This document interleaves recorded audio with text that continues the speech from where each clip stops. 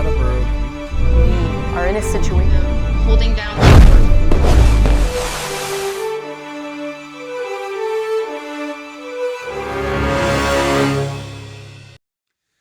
My name is Andy Reichsman, and I was co-executive director of BCTV from 1993 for a couple of years.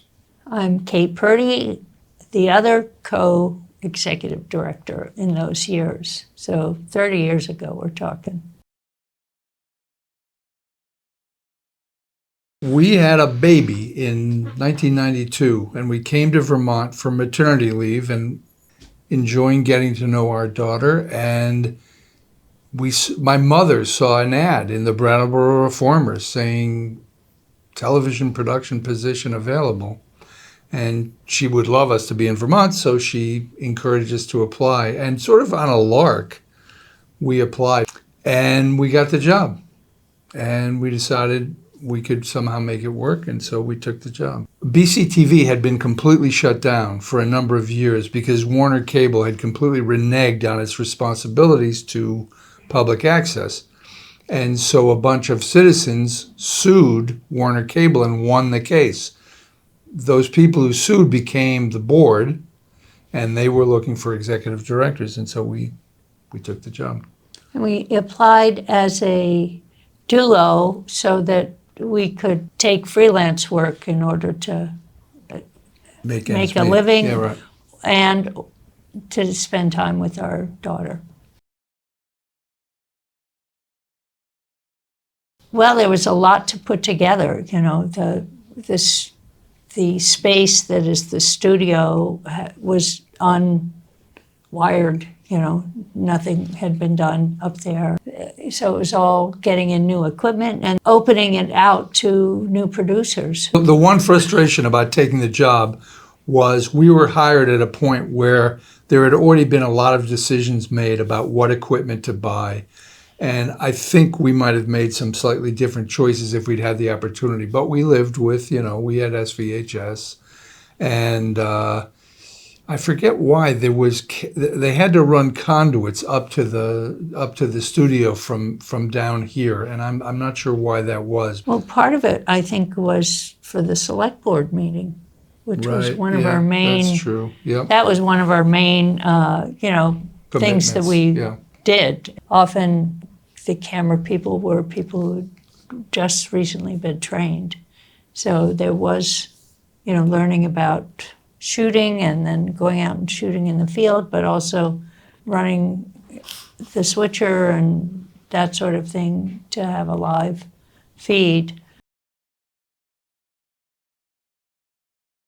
We had a number of volunteers who started coming and, took classes in filmmaking and then started working on all of these events. I sort of feel like BCTV now is what I wish it had been for us. That it seems like your producers, your client base are, interesting, solid citizens.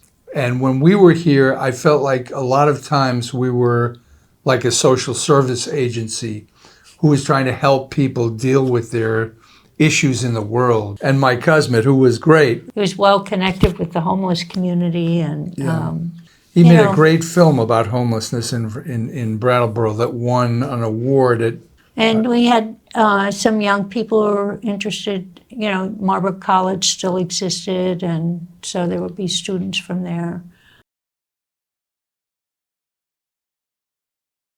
We had a situation where up near the studio was a programmable system that would run shows. So you could tell it at 10 o'clock, turn on this SVHS deck, and an hour later move to another deck, and an hour later move to another deck.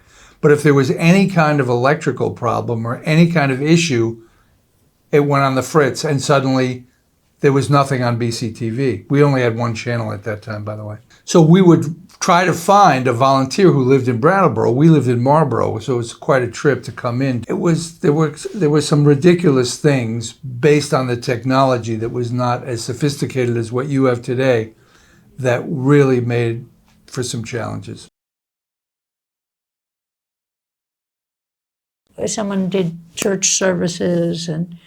What was that show they had late at night where they had a contest? They would the cans? The cans. They would go to, there was a place, I forget where it was, but it was on Flat Street. I think it was giving out free food, to or very cheap food. It was like a broken box store, Yeah, right, exactly. And they had... So they had dented cans and all kinds of things. So they would have a can, and then people would call in to guess what was in the can. And I think Mike Cosmet had become so proficient at reading the code on the can that he could know what was in the can. So he would be able to say, yes, you've got it, you've won. So we had a telethon for 2 or 3 or 4 years. And it was in the studio, and we had guests, and we had musical performers, and people would call in and donate. And we raised some money that way. Oh, there was also a TV show called Brattleboro Tonight. And the guy who was the host was a hysterically funny guy who did all kinds of shenanigans. He explained that there was a wax museum in the municipal building, and they had all the members of the select board who were standing absolutely still, and these were the wax statues of the select board. I remember I was doing filming for Circus Smirkus one time, very early in our stay here, and they had some Russian instructors at the circus. And I started explaining to them about public access, that this was equipment and facilities that were available to anybody in the community, and they could basically do anything they wanted other than obscenity or such like. And these Russian guys, they were just absolutely flabbergasted at the concept of public access. They just, such a thing could not possibly exist in Russia. So it was an interesting window into remembering how valuable public access is. We didn't have any paid staff. Really? Oh, well. Because Gloria was paid. I know, other than Gloria. Gloria, yeah. No one else was paid. And that was the situation. Yeah. Right. I think it was a year and a half or 2 years, something like that.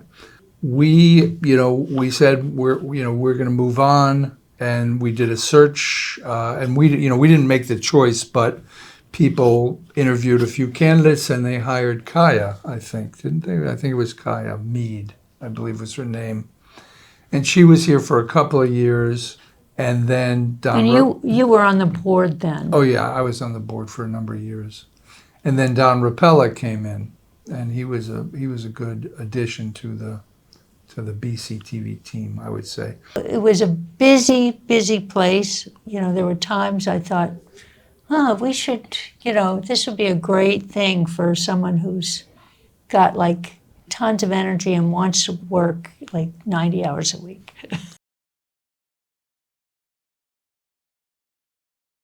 Well, my brother was on the select board for a couple of years, so I would occasionally tune in to watch him and the board dealing with various issues in Brattleboro.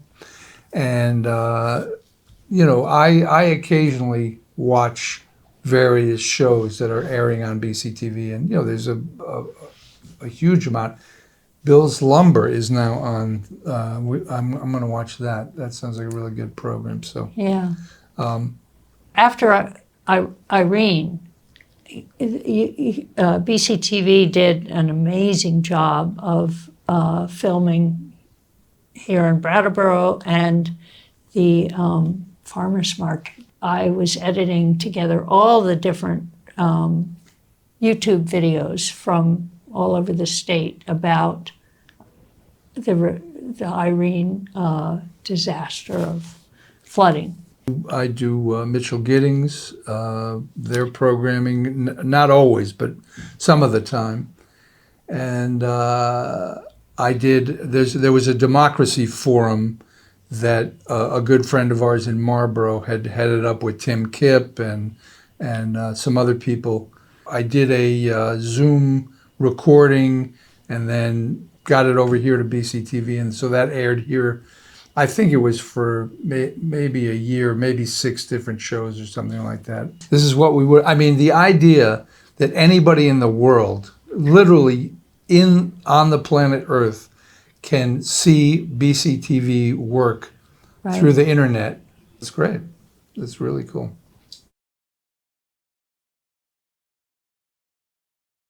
Also, for us, it was a way to get to know Brattleboro, because we had just moved here, even though his family had been here for a while, but we really didn't know the community, and it was lovely to have that way of meeting people of all kinds, from all walks of life in this town.